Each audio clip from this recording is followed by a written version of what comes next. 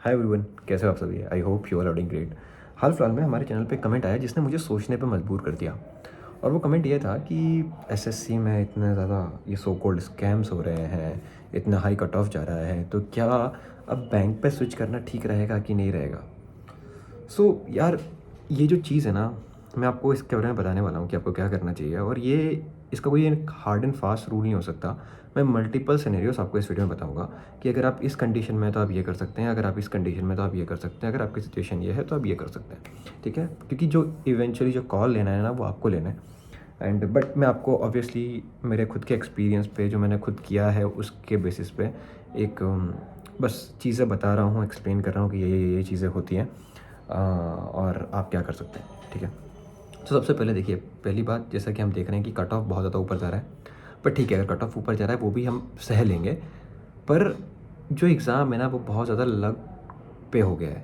जैसे जिस भी क्वेश्चन पे इस बार ऑब्जेक्शन कर दिया उन्होंने, उस हर एक क्वेश्चन को गलत मान के सबको नंबर बांट दिए। तो इतना ज़्यादा नॉर्मलाइजेशन कर रहे हैं, 60-60 नंबर का नॉर्मलाइजेशन हो जा रहा है। किसी के 340 नंबर आने पे भी नहीं हो रहा है selection. So this is very bad, जो होना नहीं चाहिए। ठीक है? बट आखिर अब हम क्या करें जिससे हम बच सकें? देखिए, सबसे पहली बात क्या है कि कट ऑफ इतना तो ऊपर क्यों गया, क्योंकि बैंक के या फिर यूपीएससी के जो बाकी एग्ज़ाम्स दे रहे थे बच्चे, वो सब सीजीएल की तरफ आने लगे आजकल। क्योंकि सीजीएल का एग्ज़ाम बहुत ज़्यादा कंसिस्टेंसी के साथ, बहुत ज़्यादा रेगुलर बेसिस पे हो रहा है और अच्छे खासे सिलेक्शंस हो रहे हैं और इसकी पोस्ट अच्छी हैं। वर्क लाइफ बैलेंस काफ़ी अच्छा है बैंक के कंपैरिजन में। बैंक में आपके पास ये वर्क लाइफ बैलेंस बिल्कुल भी नहीं रहेगा। ठीक है? ये सारी चीज़ें तो हो गई। बट अब हमें क्या करनी चाहिए यार, क्योंकि सिलेक्शन लेना ज़रूरी है। ठीक है? चाहे वर्क लाइफ बैलेंस कैसा भी मिले, बट अगर सिलेक्शन ही नहीं हो रहा है तो वो तो बड़ी बेकार चीज़ हो जाती है ना। मैं आपको कुछ कुछ सिनेरियोस बता रहा हूँ कि आप इस सिनेरियो में तो आप क्या कर सकते हो। देखो, अभी इस बार वैकेंसीज अच्छी आई थी। इसके बाद जो अभी हमारा सीजीएल का नेक्स्ट अटेम्प्ट आने वाला है उसमें वैकेंसीज कम आएंगी, इसके लिए आप तैयार रखिए। ठीक है? साथ साथ उसकी ज्वाइनिंग भी होते होते आपको 1-1.5 साल लग जाएगा ईजिली, आज की डेट से अगर मैं गिन के बताऊँ आपको तो आप सीजीएल की तैयारी करो, बट आप मल्टीपल एग्ज़ाम्स दीजिए। मल्टीपल एग्ज़ाम से मेरा मतलब क्या है, मैंने बहुत सारे ऐसे लोग देखे हैं, इवन मेरी फैमिली में हैं, मेरे भैया हैं एक एग्ज़ाम्पल। उनके सीजीएल नहीं निकला, बट करेंटली उन्होंने इसरो का पेपर निकाला, उन्होंने सीबीएसई के पेपर निकाले मल्टीपल जगह, और इसरो में भी उनकी 1400 गेट पे की जॉब लग गई। इवन मेरा क्या था कि मेरा सीजीएल से पहले 4 डिफरेंट एग्ज़ाम्स निकले हुए थे जो डिफरेंट ऑर्गेनाइजेशंस में थे। बात क्या है ना कि आप अगर कोई भी ऐसा एग्ज़ाम टारगेट करोगे जो बहुत ज़्यादा बच्चे देते हैं, तो वहाँ पर कॉम्पिटिशन भी उस लेवल पे का होगा। So what I will suggest you कि आप ऑर्गेनाइजेशन लेवल के जो एग्ज़ाम्स होते हैं ना, उनको टारगेट करो। लेट्स से कभी जैसे मान के चलो कि आईबी का जो IBJIO या IBACIO वाले फॉर्म आते हैं, वो आपके लिए रिलेटिवली ईजी रहेंगे। जैसे मान के चलिए सेंट्रल बोर्ड से, वो CSB सेंट्रल सिल्क बोर्ड जो मेरा निकला था पेपर, उसके आप दे सकते हो। ठीक है? इवन आप जैसे मान के चलो एग्रीकल्चर ICAR के आते हैं। ये एग्ज़ाम्स दीजिए। आप तैयारी सीजीएल की स्पेसिफिक कर रहे हैं, अगर आपको छोड़ना नहीं है अपना एसएससी, अगर आपको डिसाइडेड है कि हाँ मुझे एसएससी में ही जाना है, तो आप ये पेपर दो। साइड बाय साइड क्या है ना, आप थोड़ा डिफरेंट अपने सोर्सेज बना के चलो। डिफरेंट आपके एवेन्यूज़ होने चाहिए कि यार अच्छा ये नहीं हुआ तो मैं यहाँ चले जाऊँगा, ये नहीं चला तो यहाँ जाऊँगा। Have your plan be ready. ठीक है? प्लान बी रखने में कोई भी गलती नहीं है, समझदारी का काम होता है। अगर आपके पास आपका प्लान बी है, अगर आपको लग रहा है कि यार मैं गवर्नमेंट नौकरी ही नहीं निकाल पाऊँगा, अब मुझे कहीं और जाना है, आपकी एज ज़्यादा हो रही है, आपके पास प्रेशर आ रहा है और आपके मॉक वगैरह में नंबर भी दूर दूर तक कहीं नहीं है, मतलब आप मान के चलिए अभी आप बस 100 नंबर के आसपास हैं। व्हाट यू शुड डू कि आप कोई डिफरेंट कोर्सेज कर सकते हैं। अगेन, मेरे बहुत सारे दोस्त हैं जिन्होंने क्या किया, डिजिटल मार्केटिंग का कोर्स किया। You can do it from Craftshala, you can do IT के कोर्स फ्रॉम मसाई और डिफरेंट जो साइट्स हैं। आप देखोगे, सर्च करोगे, यूट्यूब पे डालोगे ना, कि ये जो प्लेटफॉर्म्स होते हैं, मार्केटिंग प्लेटफॉर्म्स या फिर IT प्लेटफॉर्म्स, जो डायरेक्टली आपको जॉब दिलाने की वो गारंटी लेते हैं। क्या करेंगे ये लोग? ये बोलेंगे कि हम आपको 3 महीने की पढ़ाई कराएंगे। 3 महीने ये आपको रगड़ के एकदम पढ़ाएंगे, 12-12 घंटे जो भी है।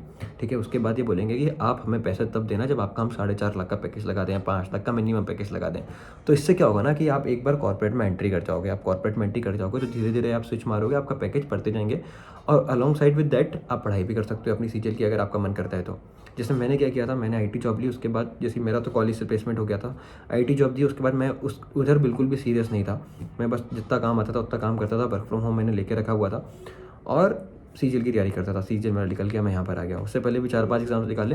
बट आप फिर उस टाइम पे डेस्परेट नहीं रहोगे कि अगर लेट से अगर मेरे को MTS भी मिल गया तो मुझे MTS भी ज्वाइन करना है। आपके साथ वो चीज़ें नहीं रहेंगी, तो वो सबसे अच्छी बात है।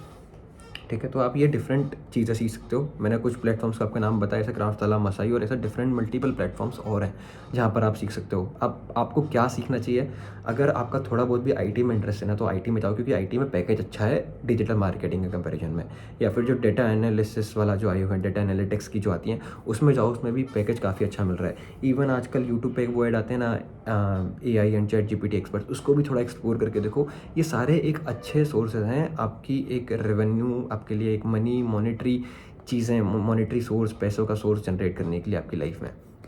अब हम बात में आते हैं कि बैंकिंग की तैयारी आपको करनी चाहिए कि नहीं करनी चाहिए। देखो, बैंकिंग की लाइफ अच्छी नहीं है, बट आई विल से कि बैंक में करेंटली कंपटीशन काफ़ी कम हो गया है। एसएससी की जब से सबको ये न्यूज़ में मालूम चला है कि बैंक में वर्क लाइफ बैलेंस थोड़ा ख़राब हो गया है और एसएससी में वर्क लाइफ बैलेंस काफ़ी अच्छा है और रेगुलरली एसएससी के एग्ज़ाम्स हो रहे हैं, और ये हमेशा से चलते आया है। हमेशा से ऐसा होता है कि ऐसा होता है ना, अल नीनो और अल नीना, ये हमेशा से चलते आ रहे हैं। कुछ साल अल नीना आएगा तो फिर 1 साल 4 साल बाद अल नीनो आना ही है, ठीक है, कुछ साल बाद आना ही है, ठीक है। तो इनका भी यही है कि कभी जो बच्चे हैं ना वो बैंक की तरफ जाएंगे, फिर कभी बैंक वाले बच्चे वापस एसएससी में आ जाएंगे, फिर एसएससी से बैंक में जाएंगे।